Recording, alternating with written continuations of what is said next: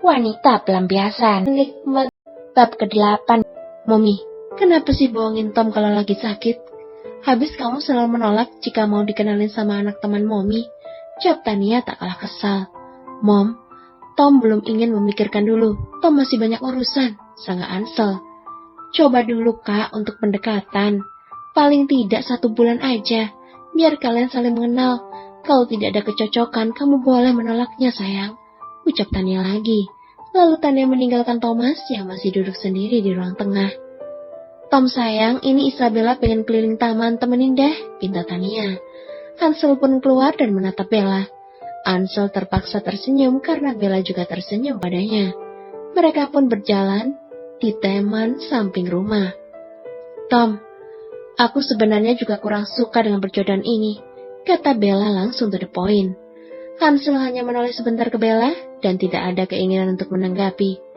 Tom, kita jalanin aja dulu, aku gak tega melihat wajah kecewa orang tua kita. Saat Ansel mau membalas, tiba-tiba ponsel Bella berdering. Halo Ras, ada apa? Baiklah, aku segera ke sana. Tom, bisa kau mengantarku ke rumah sakit? Ini sangat darurat, menyangkut ibu muda yang tengah berjuang untuk bayinya. Mendengar soal bayi, Ansel pun tak bisa menolak.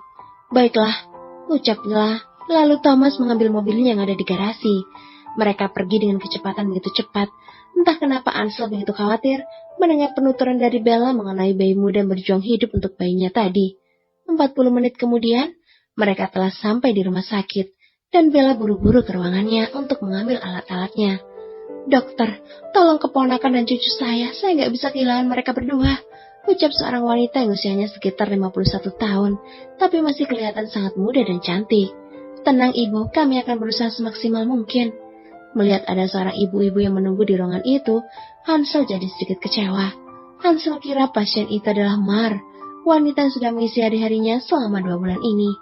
Lalu Hansel pergi meninggalkan ruang tunggu dan hendak pulang ke rumah orang tuanya. Entah kenapa, kini kondisi Yuki atau Mar langsung menampakkan perubahan yang baik. Dokter pun dibuat tercengang. Pasalnya tadi Yuki begitu kritis. Apa mungkin ada sumber kekuatan di luar sana, pikir Bella. Bella keluar. Bagaimana dengan keponakan saya, dokter? Tanya Alexa. Syukurlah, dia sudah melewati masa kritisnya, dan janinnya begitu sangat kuat dan masih bertahan, terang Bella. Alexa bersyukur, kini keponakannya telah melewati masa kritisnya. Ansel telah sampai rumahnya, ternyata tamunya sudah pergi. Ansel langsung masuk dan duduk di samping sang Momi. Kak, mana Bella? Bella tadi ada urusan yang urgent, Mam. Tante mengantarnya. Oh, dia cantik kan, Kak? Iya, dia memang cantik, Mom. Tapi Tom gak begitu tertarik. Desir Tania. Mom, Tom sudah ada pilihan. Sekarang Tom sedang berusaha mendekatinya. Padahal Mommy ingin kamu sama Bella. Tapi ya sudah, siapapun dia pasti kamu sudah cari tahu tentangnya. Mommy percaya kamu tidak akan mengecewakan Mommy, ucap Tania panjang lebar. Makasih, Mom. Lalu Ansel mencium pipi Tania dan bergegas pergi ke kamarnya. Kini Ansel sudah berada di kamarnya. Ansel merebahkan tubuhnya yang merasa sangat lelah. Tiba-tiba bayangan Mar datang mengganggu dirinya.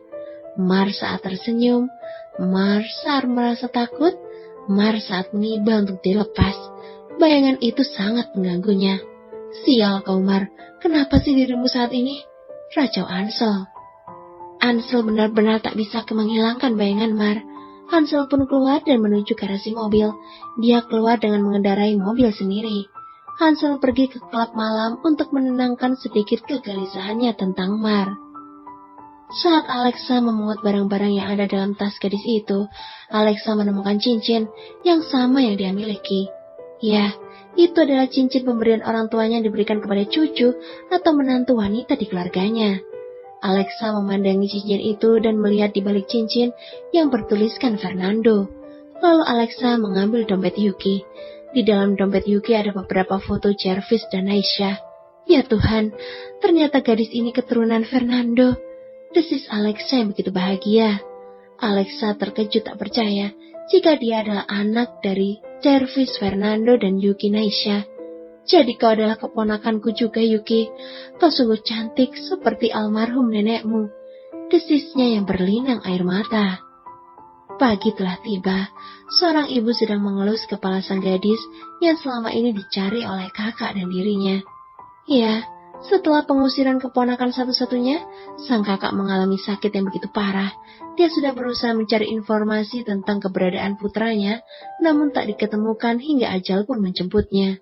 Yuki, kamu yang kuat ya sayang. Bibi sangat merindukan kamu. Hanya kamulah keluarga Bibi saat ini. Dokter Bella masuk untuk mengecek keadaan pasien. Selamat pagi dokter, sapa Bella. Selamat pagi juga Bu. Perkembangan pasiennya sangat bagus Bu. Mungkin hari ini pasiennya akan segera sadar. Jelas Bella. Terima kasih dok. Bu, kemana suaminya? Kenapa dia tidak menjenguknya? Tanya Bella di sela-sela tugasnya. Suaminya sedang keluar negeri dok dan belum bisa dihubungi. Maaf ya Bu, mungkin jika ada suaminya di sini akan mempengaruhi pasien. Bisa dibilang pasangan adalah sumber kekuatan ibu dan anak, terang Bella. Iya dok, terima kasih, balas Alexa. Saat sedang berbincang, ponsel Bella berdering. Tante Tania, maaf ya Bu, saya angkat telepon dulu, pamit Bella. Iya, halo Tante. Sayang, sibukkah kau? Tanya Tania. Enggak Tan, ada yang bisa Bella bantu. Gini sayang, bisa nggak kamu nanti datang ke rumah Tante? Ini si Thomas sedang kurang enak badan. Oh, oke Tan, nanti Bella usahain datang ya. Terima kasih sayang, sampai jumpa nanti ya. Iya Tan, sama-sama. Bella pun menutup ponselnya lalu Bella pergi ke ruangannya. Bella duduk di kursinya lalu mengambil sesuatu yang ada di laci. Bella menatap foto yang ada di laci dan bergumam. Kemana sih kamu Ar? Kenapa kamu tidak pernah lagi memberi kabar padaku? Aku di sini sangat menanti kedatanganmu. Apa kau tahu? Aku akan dijodohin sama pria yang tidak kukenal.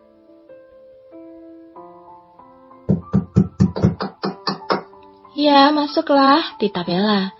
Dokter, pasien yang bernama Yuki kini sudah stabil detak jantungnya. Baik, segera dicek kembali kandungannya. Di ruangan berbeda, Alexa terbengong, menatap wajah cantik Yuki.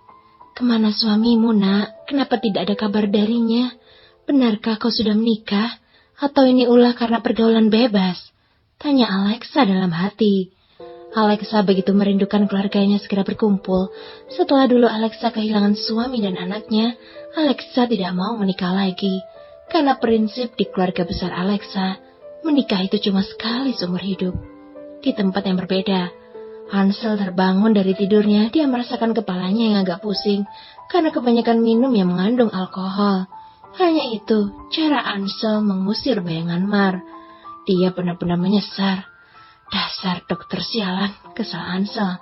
Hansel langsung mengambil ponselnya. Saat mau berdiri, Hansel langsung limbung. Hansel mengerang kesakitan. Apa yang terjadi dengan kakiku? Gumam Hansel. Pintu kamar terbuka. Tuan, panggil Jimmy. Jim, apa yang terjadi denganku? Kenapa dengan diriku? Jimmy menatap Hansel. Semalam Tuan banyak minum, bukankah sudah diingatkan? Sesetres apapun Anda tidak boleh menyentuh, apalagi minuman terlalu banyak. Kenapa Anda melakukannya, Tuan? Hansel terdiam. Hanya itu cara agar aku bisa melupakan wajah Mar, Jim. Jimmy baru melihat keadaan terendah Hansel. Dia begitu frustasi dengan situasi saat ini. Jimmy tak bisa berbuat apa-apa. Jim, pergilah ke London, urus dokter brengsek itu, ditanya. Tapi Tuan, tidak ada tapi-tapi Jim, karena dia aku kehilangan bayi dan wanitaku. Baiklah Tuan. Tania masuk. Tom, kamu sudah baik kan nak? Mom, Hansel tersenyum bahagia saat melihat mominya. Kamu ada masalah apa kak? Tidak Mom, cuma urusan pekerjaan. Saya permisi Tuan, pamit Jimmy. Kamu mau kemana Jim? Tanya Tania. Saya ada urusan Nyonya. Ya sudah, hati-hati ya. Tom, Momi tadi meminta Bella datang ke sini. Momi, seharusnya Momi jangan mengganggu Bella. Siapa tahu Bella sedang sibuk, jepik Hansel. Aku nggak sibuk kok Tom, terang Bella yang tiba-tiba datang. Bella sayang, kau sudah sampai di sini nak. Sambut Tania lalu memeluk Bella dan menciumnya. Ya sudah, tante keluar dulu ya. Pamit Tania yang diangguki Bella. Bel, seharusnya jika kamu sibuk, gak usahlah nuruti kata Mami, ucap Hansel. Aku gak sibuk, Tom. Kebetulan ini jam makan siang. Boleh dong aku makan siang bersamamu. Akhirnya Bella dan Hansel makan berdua di kamar Hansel. Oh ya, Tom, bagaimana dengan perjodohan orang tua kita? Bagaimana kalau kita jalani dulu sebel, biar kita saling mengenal, jawab Hansel. It's okay, gak masalah sih kalau aku, jawabnya. Ansel bukan menolak, tapi Ansel hanya ingin menunda pernikahan karena hati Ansel masih ada Mar. Begitu juga dengan Bella. Bella masih berharap kalau Arvano masih kembali. Arvano adalah cinta pertama Bella. Bella dulu adik kelas Arvano sewaktu duduk di bangku SMA. Setelah Arvano lulus, Arvano langsung melanjutkan di akademi militer. Sejak saat itu, Arvano tak pernah memberi kabar Bella. Hubungan mereka tiba-tiba putus. Arvano yang memutuskan lebih dulu. Karena Arvano gak ingin Bella menunggu terlalu lama dirinya. 3 bulan kemudian, Ansel begitu tampan dan gagah dengan pakaian pengantinnya. Dia sedang mematuk diri di cermin. Bella, walau aku belum sepenuhnya mencintaimu, namun aku akan berusaha menjadi pria yang paling beruntung, ucapnya di depan cermin. Hari ini adalah hari bersejarah untuk pasangan Ansel dan Bella. Mereka memutuskan untuk menuruti keinginan papinya Bella, karena desakan dari papinya Bella sebelum meninggal. Bella juga sangat cantik dengan baju pengantin pilihan Tania dan Luciana. Mereka berdua sangat kompak memilihkan baju untuk anak-anak mereka. Jimmy baru saja datang. Setelah 3 bulan dia diberi tugas oleh Ansel. Jimmy langsung ke kamar Ansel. Tuan, apa Anda sudah siap? Jim, sudah siap. Mami di mana? Nyonya sedang menunggu di bawah, Tuan. Baiklah, ayo kita turun. Mereka berjalan bersama menuruni tangga. Pernikahan Ansel dan Bella akan dilaksanakan di gereja katedral untuk mengikat janji suci mereka. Setelah itu resepsi akan digelar di Hotel Aston. Di bawah sudah ada adik Ansel, Reynard Alf Zavindar, karena desakan sang mami untuk ikut menyaksikan pernikahan sang kakak.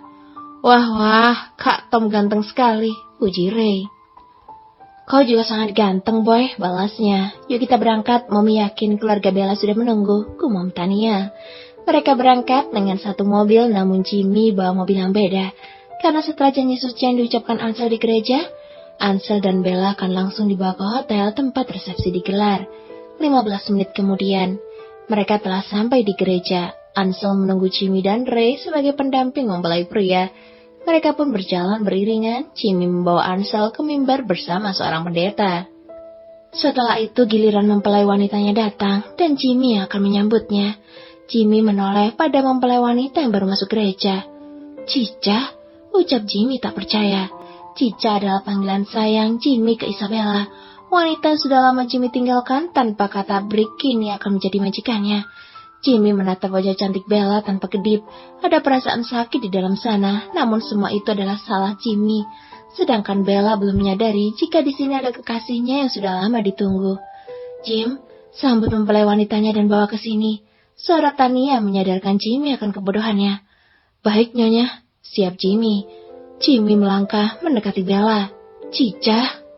Bella langsung mendongak mencari orang yang telah menyebut namanya dengan nama sayangnya. Begitu terkejutnya Bella melihat pria yang ada di depannya. Arvano, ucap Bella. Tak ingin terlihat bodoh, Jimmy langsung menggandeng tangan Bella. Jimmy menyerahkan tangan Bella ke Ansel. Bella betul-betul tak kuasa menahan air matanya. Pria yang sangat dirindukan kini ada di depannya, namun Bella sudah tak bisa memeluknya ataupun melepas rindu. Begitu juga dengan Jimmy. Jimmy menyesali masa yang dia sia-siakan tanpa mencari keberadaan wanita yang pernah singgah di hatinya. Sumpah janji suci sudah selesai. Kini Bella dan Ansel semobil dan Jimmy sebagai sopir mereka. Di dalam mobil tidak ada obrolan ataupun kata-kata mesra dari pasangan pengantin ini. Jimmy tahu pernikahan mereka bukan didasari karena cinta, tapi janji yang diucapkan di depan jenazah papi Bella. Sampai di hotel, Jimmy langsung buka pintu untuk keduanya. Bella menyentuh jari Jimmy, memberi kode bahwa ia sangat merindukan Jimmy, sedangkan Jimmy hanya mampu menatap, tak bisa membalas sentuhan jari Bella. Maaf, ucap Jimmy lirih, membuat Bella lemas seketika. Sudah hilangkah rasa cintamu pada aku, Ar? Tanya Bella dalam hati. Bella melangkah mendekati Ansel, ternyata di dalam sudah banyak saudara-saudara yang hadir. Kehidupan Ansel semenjak menikah dengan Bella, kehidupan Ansel berbeda. Bukan kebahagiaan yang diperoleh, tapi kehidupan Ansel jauh lebih berantakan dari sebelumnya. Ansel lebih sering menghabiskan waktunya hanya untuk urusan pekerjaan, begitu juga dengan Bella. Sebenarnya Bella sangat kecewa dengan Ansel. Semenjak menikah, Bella tak pernah mendapatkan haknya sebagai seorang istri, padahal Bella sudah sangat ingin mempunyai anak, namun Bella belum tersentuh oleh Ansel. Malam pertama di sebuah hubungan pernikahan itu tentu sudah sangat bikin deg-deg buat semua pengantin baru. Begitu juga dengan Bella. Bella berharap malam itu malam pelepasan virginnya yang diserahkan pada suami, walau dalam pernikahan mereka tidak ada cinta. Setidaknya Bella sudah berniat ingin menjadi istri yang baik buat suaminya. Namun malam yang Bella tunggu pun tak terjadi. "Bel, kamu tidur di tempat tidur, aku tidur di sofa aja," terang Ansel. "Tom, bukannya kita sudah menikah? Apa tidak sebaiknya kita tidur bersama di sini?" tanya Bella sambil menepuk tempat tidurnya. "Maaf Bel, aku belum bisa," jawabnya. "Apa ada wanita lain di dirimu, Tom?" "Untuk saat ini masih ada, Bel, jadi beri aku waktu." Hansel pun sudah mengerahkan anak buahnya selama 3 bulan ini, namun belum ada hasil. Setiap rumah sakit yang didatangi, tidak pernah ada pasien yang bernama Mar. Hansel semakin frustasi setiap hari, hidupnya jadi tidak bisa tenang. Bayangan Mar semakin hari semakin jelas. Gadis itu seperti sedang mengutuk dirinya. Kini pernikahan Ansel sudah berjalan selama 1 tahun, namun hubungan Ansel dan Bella tidak menunjukkan hubungan seperti suami istri, melainkan sahabat. Seperti biasa, Ansel akan tidur di sofa, sedangkan Bella tidur di tempat tidur. "Tom, apa kita akan seperti ini terus? Orang tua menginginkan seorang cucu dari kita," ucap Bella. Bella masih berusaha untuk menjadikan Ansel suami yang sempurna. Mungkin dengan hadirnya anak, hubungan mereka akan lebih baik. Tapi Ansel masih belum menyentuh Bella sama sekali, jangankan berhubungan intim. Mencium saja Ansel tak pernah. "Tom, sampai kapan kau akan memperlakukan aku seperti ini? Jika tak ada cinta di antara kita, kenapa tidak kita sudahi pernikahan ini, Tom? Biarkan aku hidup dengan pria yang aku cintai," ucap Bella. Ansel melihat ada kesedihan di wajah Bella. Ansel mendekat dan duduk di samping Bella. "Maafkan aku untuk 1 tahun ini, Bel. Aku tak bermaksud menyakitimu. Mungkin ini saatnya kita mulai kehidupan yang baru kita," ucap Hansel. Hansel pun berusaha melupakan bayangan Mar dari dirinya. Hansel mulai mencium Bella, merasakan ada sentuhan yang sangat ingin Bella nikmati. Bella semakin menikmati setiap perlakuan Hansel. Bahkan Bella sudah di ujung tertinggi gairahnya untuk meminta lebih dari Hansel. Hansel semakin puas melahap seluruh tubuh Bella. Namun gairah Hansel belum juga muncul. Bella sudah di ujung hasrat untuk bercinta. Hansel mulai panik dengan juniornya belum juga bangkit, padahal Bella sudah memancingnya. Biasanya dengan marsanya melihat kakinya saja, juniornya sudah menyiksa dirinya. Hansel pun berteriak karena kesal. Bersambung.